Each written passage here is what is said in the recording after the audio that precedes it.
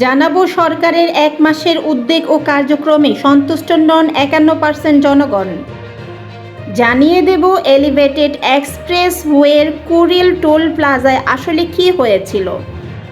জানিয়ে দেব ইলিশ রপ্তানি করা না করা নিয়ে চূড়ান্ত সিদ্ধান্ত হয়নি। জানিয়ে দেব ডেঙ্গুতে মৃত্যু বাড়ছে, এডিস মশার বর্ষা জরিপও হলো না। এতক্ষণ শুনছিলেন সংবাদ শিরোনাম, এখন বিস্তারিত।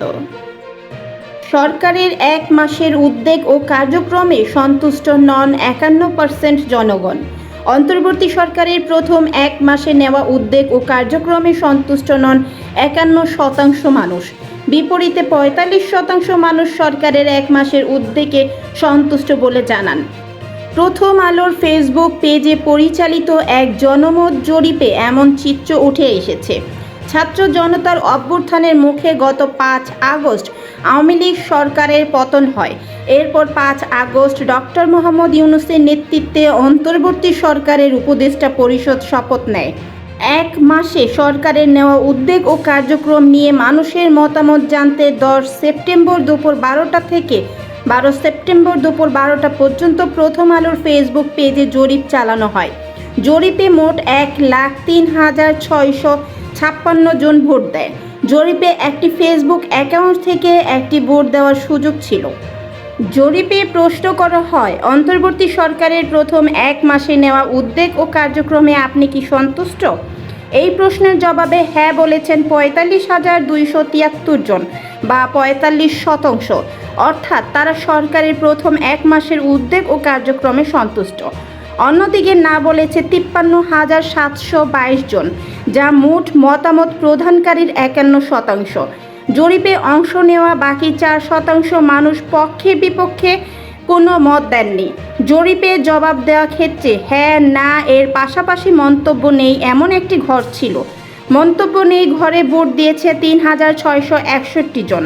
প্রথম ১ মাসে সরকার যেসব উদ্যোগ নিয়েছে তার মধ্যে উল্লেখযোগ্য হলো ছাত্র জনতার আন্দোলন দমন করা, মামলা প্রত্যাহারের সিদ্ধান্ত, ছাত্র জনতার আন্দোলনে নিহতের ঘটনা জাতিসংঘের মাধ্যমে তদন্ত করা, গুমের ঘটনা তদন্তে কমিশন গঠন, ছাত্র জনতার অভ্যুত্থানে অংশ নিয়ে যারা হতাহত হয়েছেন তাদের পরিবারের সদস্যদের দেখভালের জন্য ফাউন্ডেশন গঠন, নতুন প্রধান বিচারপতি নিয়োগ, বিএনপি চেয়ারপারসন খালেদা জিয়াকে নির্বাহী আদেশে মুক্তি দেওয়া, জামায়াতে ইসলামী ও এর অঙ্গ সংগঠনকে নিষিদ্ধ করে জারি করা প্রজ্ঞাপন বাতিল করা, বিচার শেষ না হওয়া পর্যন্ত ফ্যাসিবাদী দল ও জোট পুনর্বাসনের সুযোগ পাবে না বলে ঘোষণা দেওয়া ইত্যাদি। এর বাইরে আর্থিক খাত সংস্কার ও দুর্নীতি দমনেও সরকার কিছু সিদ্ধান্ত নেয়। সব উপজেলা পরিষদের চেয়ারম্যান, জেলা পরিষদের চেয়ারম্যান, সিটি কর্পোরেশন ও পৌরসভা মেয়রদের অপসারণ ও প্রশাসক নিয়োগ করা হয়। নির্বাহী আদেশে নয়, গণশুনানির মাধ্যমে বিদ্যুৎ ও গ্যাসের মূল্য নির্ধারণের সিদ্ধান্ত হয়। বিদ্যুৎ ও জ্বালানি খাতের চুক্তি পর্যালোচনায় কমিটি গঠন করা হয়েছে। এছাড়া বিভিন্ন খাতভিত্তিক নানা উদ্যোগ নেওয়া হয়। আর গত ১১ সেপ্টেম্বর সংস্কারের প্রাথমিক পদক্ষেপ হিসেবে নির্বাচন ব্যবস্থা, পুলিশ প্রশাসন, বিচার বিভাগ, দুর্নীতি দমন, জনপ্রশাসন ও সংবিধান সংস্কারে ৬টি কমিশন গঠন করার ঘোষণা দেয় অন্তর্বর্তী সরকার। তবে বিভিন্ন জায়গায় মব জাস্টিস, বিশৃঙ্খল জনগোষ্ঠীর বিচার নিয়ে কার্যকর ব্যবস্থা দেখা যায়নি। আইন শৃঙ্খলা পরিস্থিতি নিয়েও ছিল প্রশ্ন।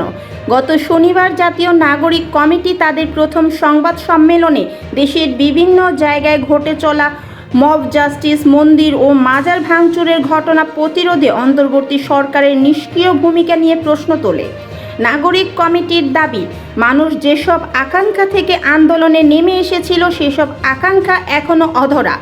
যে কোনো ইস্যুতে অন্তর্বর্তী সরকারের তৎপরতা খুবই মন্থর ও দীর্ঘতির। সরকারকে মনে রাখতে হবে, তারা গণ অভ্যুত্থানের সরকার। ছাত্র জনতার অভ্যুত্থানের আকাঙ্ক্ষাকে যদি তারা ধারণ করতে না পারে তা হবে দেশের জন্য সবচেয়ে ক্ষতিকর। এলিভেটেড এক্সপ্রেসওয়ের কুড়িল টোল প্লাজায় আসলে কি হয়েছিল? ঢাকা এলিভেটেড এক্সপ্রেসওয়ের কুড়িল টোল প্লাজায় সেখানকার কর্মীদের উপর একটি ট্রাকের যাত্রীদের চড়াও হওয়ার ভিডিও ফেসবুকে ভাইরাল হয়েছে। সংশ্লিষ্ট ব্যক্তিদের সঙ্গে কথা বলে জানা গেছে, ঘটনাটি বুধবার সকাল 10:15টার দিকের। ফেসবুকে ছড়িয়ে পড়া ওই ভিডিওতে দেখা যায় একটি ছোট ট্রাক ভর্তি মানুষ এলিভেটেড এক্সপ্রেসওয়েতে উঠেছিলেন। কুড়িল টোল প্লাজায় ব্যারিকেড ফেলে গাড়িটিকে আটকে দেওয়া হয়। এই সময় 5-7 ব্যক্তি ট্রাক থেকে নেমে এসে টোল প্লাজায় কর্তব্যরত কর্মীদের সঙ্গে তর্কে জড়িয়ে পড়ে। তারা টোল প্লাজার কর্মীদের ধাক্কা দেন এবং ব্যারিকেড দণ্ডটি ভেঙে ফেলেন। এক পর্যায়ে তারা ট্রাকে চড়ে এক্সপ্রেসওয়ে দিয়ে চলে যান।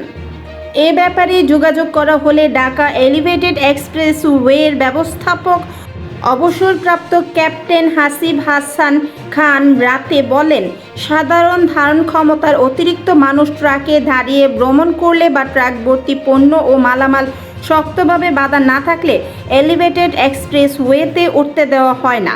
আলোচিত ছোট্ট ট্রাকটির পেছনে 10 থেকে 15 জন মানুষ দাঁড়িয়ে এলিভেটেড এক্সপ্রেসওয়েতে ওঠার চেষ্টা করে।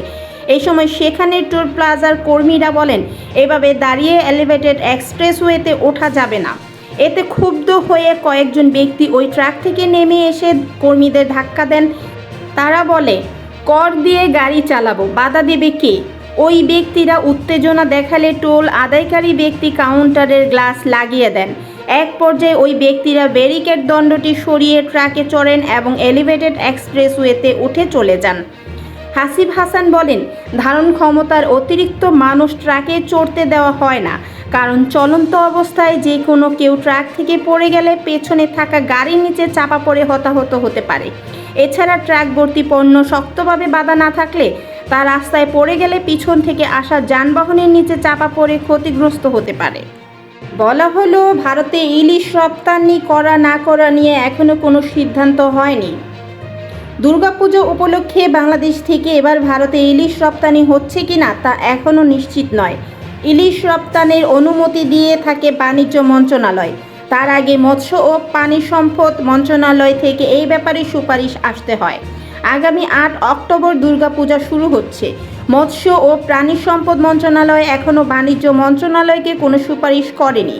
সুপারিশ পেলে রপ্তানিকারকদের নাম ও রপ্তানির পরিমাণ উল্লেখ করে প্রজ্ঞাপন জারি করবে বাণিজ্য মন্ত্রণালয়। বাংলাদেশের ভৌগোলিক নির্দেশক পণ্য বা জিআই পণ্য হিসেবে 2017 সাল থেকে স্বীকৃত ইলিশ টানা 5 বছর ধরে ভারতে ইলিশ রপ্তানি করে আসছে বাংলাদেশ। যদিও 2012 থেকে 2018 সাল পর্যন্ত রপ্তানি বন্ধ ছিল। 2019 সালে ভারতে আবার ইলিশ রপ্তানি চালু হয়। প্রায় প্রতি বছর দুর্গাপূজা উপলক্ষে 5,000 টন ইলিশের চাহিদার কথা জানিয়ে থাকেন ভারতের কলকাতার ব্যবসায়ীরা। বাণিজ্য মন্ত্রণালয় সূত্রে জানা গেছে, কলকাতা ফিশ ইম্পোর্টার্স অ্যাসোসিয়েশন সম্প্রতি কলকাতায় বাংলাদেশ উপ হাই কমিশনে দুর্গাপূজা উপলক্ষে ইলিশ চেয়ে আবেদন করেছে। পরে উপ হাই কমিশন বিষয়টি বাণিজ্য ও পররাষ্ট্র মন্ত্রণালয়কে জানিয়েছে। এর আগে অন্তর্বর্তী সরকার দায়িত্ব নেওয়ার 3 দিনের মাথায় গত 11ই আগস্ট মৎস্য ও প্রাণী সম্পদ উপদেষ্টা ফরিদা আক্তার সাংবাদিকদের এক প্রশ্নের জবাবে বলেছিলেন, আমরা ক্ষমা চাচ্ছি, ভারতে কোনো ইলিশ পাঠাতে পারবো না, এটা দামি মাছ। আমরা দেখেছি যে আমাদের দেশের মানুষই ইলিশ খেতে পারে না, কারণ সব ভারতে পাঠানো হয়। এরপর থেকে মৎস্য ও প্রাণী সম্পদ মন্ত্রণালয় এবং বাণিজ্য মন্ত্রণালয় এই বিষয়ে কোনো কাজ করেনি বলে জানা গেছে। বাংলাদেশ হিমায়িত খাদ্য রপ্তানিকারক সমিতি সূত্রে জানা গেছে, দেশে বছরে 5.5 থেকে 6 লাখ টন ইলিশ উৎপাদিত হয়। তা থেকে রপ্তানি যেটুকু হয় তা খুবই সামান্য। এ কারণে দাম ও সরবরাহে খুব একটা প্রভাব পড়ে না বাজারে। মাঝখান থেকে আয় হয় 200 থেকে 300 কোটি টাকার সমান বৈদেশিক মুদ্রা। এই প্রতিবেদক অর্থ ও বাণিজ্য উপদেষ্টা সালেউদ্দিন আহমেদের কাছে গতকাল বুধবার সচিবালয়ে পূজা উপলক্ষে এবার ভারতে ইলিশ রপ্তানির কোনো সিদ্ধান্ত নেওয়া হয়েছে কিনা জানতে চাইলে তিনি কোনো মন্তব্য করতে রাজি হননি। এ ব্যাপারে তিনি মৎস্য ও প্রাণী সম্পদ উপদেষ্টার কাছ থেকে হালনাগাদ তথ্য নেওয়ার পরামর্শ দেন। মৎস্য ও প্রাণী সম্পদ উপদেষ্টা ফরিদা আক্তার গত রাতে মুঠোফোনে জানান, আমার কাছে অনুরোধ তো আসতে হবে, কেউ তো অনুরোধ করেনি, আর রপ্তানি করব না এটা আমার মূল কথা না। মূল কথা হচ্ছে দেশের মানুষের ইলিশ খাওয়ার কথা আগে চিন্তা করা, সেই চিন্তাই করছি। উৎপাদনের তুলনায় রপ্তানি এত কম হয় যে বাজারের দামের দিক থেকে তেমন কোনো প্রভাব পড়ে না। রপ্তানিকারকদের এমন বক্তব্য প্রসঙ্গে ফরিদা আক্তার বলেন, অন্য দেশের কথা ভাবার বিষয় আমার নয়, তবে এটুকু জানি যে গতবার যত পরিমাণে অনুমোদন দেওয়া হয়েছিল তত রপ্তানি হয়নি, মূলত ইলিশের ঘাটতির কারণে। বাণিজ্য মন্ত্রণালয় সূত্রে জানা গেছে, পূজার সময় সাধারণত 2 থেকে 3 হাজার টন ইলিশ রপ্তানির অনুমতি দেওয়া হয়। তবে প্রতি বছর রপ্তানি হয় অনুমোদন দেওয়ার অর্ধেকের মতো, কারণ অনুমোদন দিলেও বাণিজ্য মন্ত্রণালয় রপ্তানির বয়স সীমা কমিয়ে দেয়। অধিকাংশ ক্ষেত্রে সময় দেওয়া হয় 15 দিন। এই কারণে ব্যবসায়ীরা ইলিশ রপ্তানি করতে পারে না।